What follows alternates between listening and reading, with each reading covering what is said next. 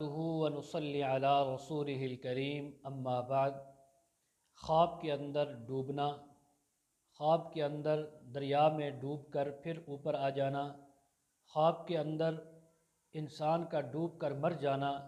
یا چوپائے اور جانوروں کا ڈوب کر مر جانا، ان تمام باتوں کی تعبیریں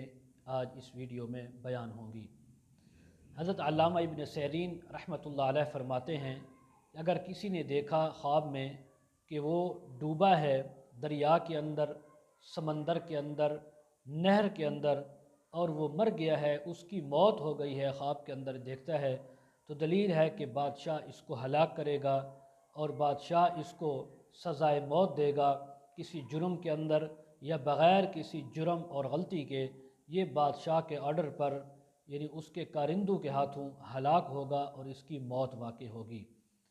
اور اگر دیکھے کہ پانی اس کو نیچے لے گیا، دریا میں ڈوبا ہے، پانی اس کو بالکل نیچے لے گیا، یہ غوطے کھا رہا ہے، بے ہوشی کی حالت میں ہے، اور پھر پانی اسے اللہ کے حکم سے اوپر لایا ہے اور یہ مرا نہیں ہے، بچ گیا ہے۔ جب اسے پانی سے باہر نکالا گیا تو یہ یعنی بچ گیا، زندہ اور بے ہوش تھا، اس کی موت واقع نہیں ہوئی ہے، تو دلیل ہے کہ دنیا کے کام سے ہاتھ اٹھائے گا اور دین کی اصلاح حاصل کرے گا۔ یعنی پانی کے اندر ڈوبنا، ڈوب کر پھر اوپر آ جانا اور بچ جانا، زندہ ہو جانا،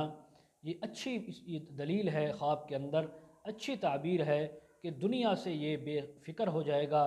جو اس دنیا کی اس کے اندر لالچ تھا، فکر تھی، جو امید تھی، ان تمام یعنی دنیاوی امیدوں سے دل توڑ کر اللہ کے ساتھ دل لگائے گا، اللہ رب العزت کے بتائے ہوئے جو طریقے ہیں، احکام ہیں، ان کے مطابق زندگی گزارے گا اور اپنی اصلاح کی فکر کرے گا، اپنی آخرت کی فکر کرے گا، اور آخرت کا راستہ یہ تلاش کرنے میں مشغول ہو جائے گا، جستجو کرے گا، ہر وہ طریقہ جو آخرت تک اسے صحیح طور پر پہنچا دے، ان تمام راستوں کو یہ اللہ کی رضا کے لیے حاصل کرے گا۔ حضرت جابر مغربی رحمۃ اللہ علیہ نے فرمایا ہے کہ اگر دیکھے کہ چوپائے کسی مکان، کسی دکان یا باغ میں ڈوب گئے ہیں